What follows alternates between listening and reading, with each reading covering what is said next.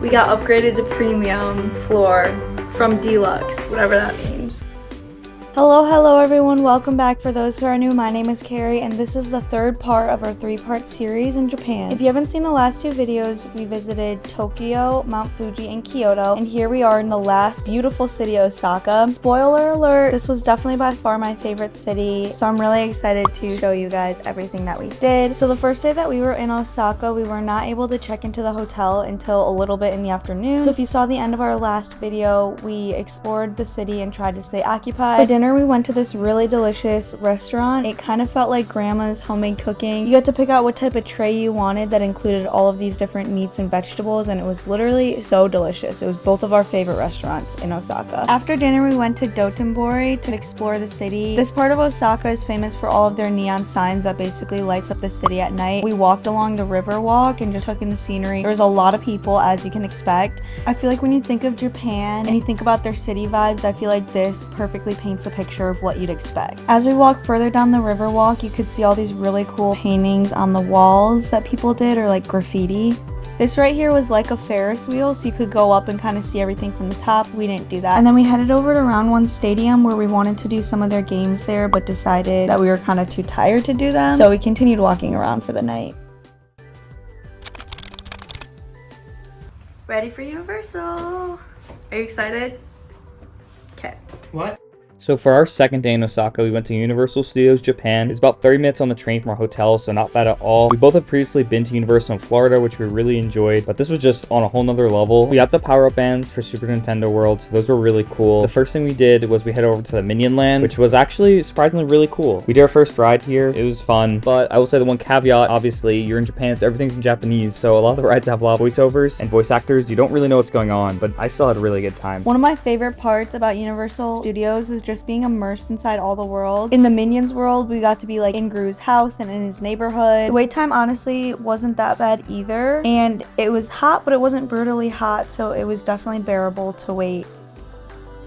And then we headed over to Harry Potter World. Neither of us are Harry Potter fans, but it was still really cool. We mainly wanted to go for the butterbeer, which was delicious. So after Harry Potter World, we headed over to the Jurassic Park World, and they had this parade going on with the dinosaurs. Something I thought was really interesting was how in the US, like if they have a parade like that, they'd block it off and rope everything off. But in Japan, they just let everyone roam free around it. People are very respectful and not like rooting on the parade. And then we finally got to head over to Super Nintendo World. We had a time slot of when we could enter, so that's how they control the population in there, because I guarantee everyone goes to Universal just for Super Nintendo World, especially since it is still newer. I was absolutely in awe. I grew up playing all of the Nintendo games with my sister, and so seeing this in person once again, it was like you were literally in the game. And because we got the power-up bands, Anthony was Donkey Kong, I had Diddy Kong, we were able to play all of these little mini games that would earn you points and stars, and then once you got all 3 stars from the 3 main mini games, you were able to unlock this exclusive ride, so to speak. Of course, we had to spend time inside the store and buy a ton of souvenirs for ourselves and for our friends. Their food was also amazing. We had set a reservation in one of their main restaurants to have a late lunch, but in the meantime, we stopped at all of their little cute stalls to try some of their snack foods. So they had this little Yoshi bun that had yakisoba noodles in it, and then we also got this strawberry slushie. And we also briefly visited Donkey Kong World. Not much there besides Donkey Kong. And then we went to go play all of the mini games that I had mentioned. So these were the ones where you had to get all 3 keys to unlock the mini game. But at that time, our lunch reservation was ready, so we headed over there. This was literally amazing. We were like inside Toad's home, and the food was beautiful, stunning. I almost didn't want to eat it because it was so pretty. Since we had beat all 3 mini games before lunch, we decided to head over to the exclusive game after that. This is kind of what it looked like inside. Was it worth it? I don't know, but once again, it's just fun little mini games that you can do while you're here.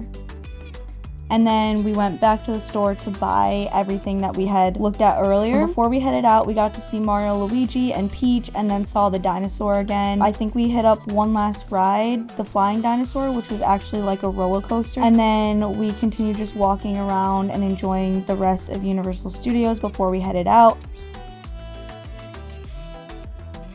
And then of course we had to get one last treat. They were making these Mario, Luigi little desserts and slushies, so we got that before heading home for the night.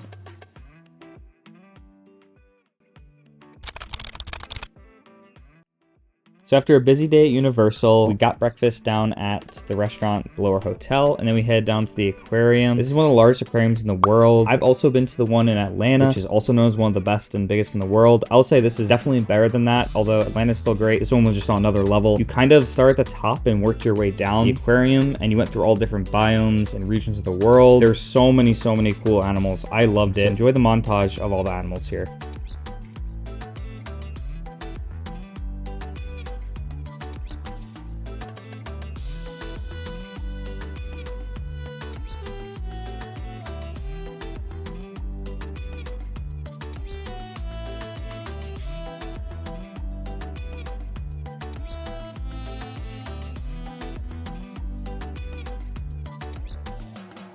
So this aquarium is one of the only aquariums in the world to have a whale shark in captivity. It is just mind-blowing to see in person. They're absolutely ginormous. I believe they're usually around like 60 feet. The Atlanta aquarium actually used to have 2, and I believe one died recently, unfortunately. But not to worry, these animals actually are really well taken care of. They don't just take them out of the wild and put them in. Usually they're rescues. For example, I know the Atlanta one, they actually rescued it from the fish trade. And of course we had to get a coffee and then a little whale shark print on top, which was so cute.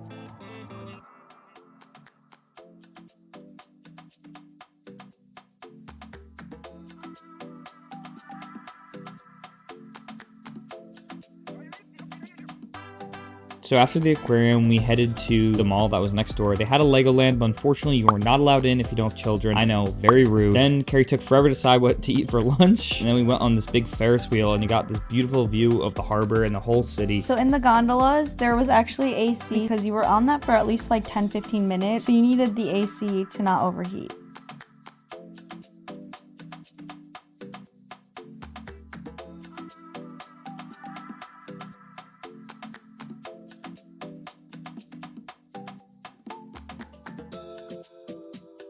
So then we headed to this mall and we got this hefty dessert drink. It was amazing. We went over here because I want to go to the Pokemon Center to grab some Pokemon cards. They're so much cheaper in the US. You can actually get them. I got like 60 packs of them. And then it was our reservation time at the My Pig Cafe. If you haven't noticed by now, we visited a lot of different animal cafes and I do not regret it one bit. These pigs were literally so cute. They had a couple hogs and a couple piglets. They had these pink blankets that helped attract the pigs to your laps, but they were literally just so cute. At one point I had like 3 of them in my lap. I literally could have taken one home. It was funny when they tried escaping and the workers had to go run after them. You can probably notice, but all of the pigs are like chewing, and we asked the workers why that was, and they basically explained that the pigs are really dumb and they always think that they're hungry, and so that's why they're constantly chewing. Anyways, then it was time for them to head to bed, so we had to say goodbye. We decided to continue exploring the city some more, and guess where we ended up? Uniqlo again, and spent another bag there. It was so late that we were scrambling to find dinner, so shout out to this restaurant that let us in even though they were about to close.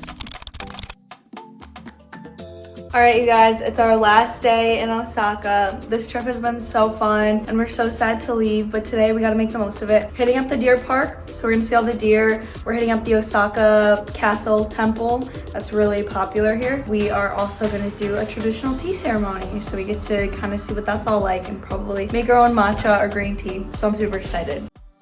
So the tea ceremony was a last minute booking. I was like, I will not leave Japan without having done at least one traditional type of tea ceremony. This one we got to make matcha and hear a little bit about the history of how the tea ceremony started. We also got to drink the tea with a sweet mochi because it was popular to have the bitter tea along with the sweet mochi and have that mix in your mouth. Because it was a private tea ceremony, there was only about 4 of us in the class, which was really nice because we got to all try it out and have some time to practice it. It was incredible to learn about the detail when it comes to making the matcha. You shuffle your feet on the mat. There's a specific way that you hold the ladle and pour the tea. The teacher said that my tea was the best because I made it really bubbly and frothy, which is how you're supposed to do it, so I got shouted out for being perfect tea maker.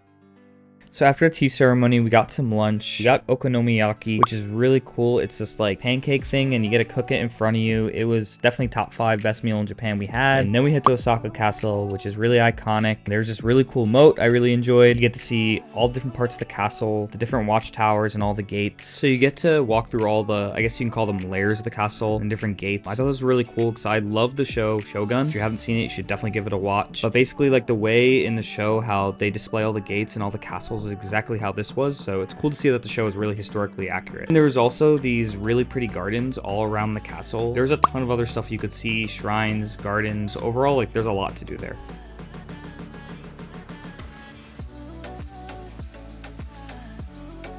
After all of that, we hit our last spot of the day, which is Nara Park. This was also kind of a last minute decision because I had been seeing a lot of different TikToks or videos about how people visited the deer, and they are literally roaming around everywhere. You got to pet all of the adult deer, but they did say to not pet the baby deer because if you did, then the adults would basically abandon them. We were of course respectful of that, but we did see other people touching the baby deer, which was not okay. We walked around the entire park trying to find the little crackers because I wanted to feed them. Thankfully we found them. I did not expect them to go as crazy as they did. I saw the videos where the deer would be polite and they would bow and you would bow back for them to be fed, but these ones literally just attacked me. Either way, it was really fun to see all the deer and I'm so glad that we did that experience. The absolute last thing that we did in Osaka was get the conveyor belt all you can eat sushi. The wait was really long, but it was right next to our hotel, so we couldn't complain that much. You got to pick out on the tablet which sushi you wanted. It would deliver it right to your table, and then you could also pick off different plates that you saw coming around that were kind of free-for-all. Every plate that you deposited back would get you a couple points that you could then play the little mini game and see if you won a toy. We won I think 2 of them, which were just little pins or stickers. So this was the little video that played to see whether you won a toy or not. After that, we did have to head home because we had to get up at 4 a.m. to catch our flight back to the States. Overall, Japan was so fun. If we could come back every year, we definitely would. On the way home, the seat next to us was completely empty, so we basically got a row of 3 for both of us and could lay down to sleep, which was great.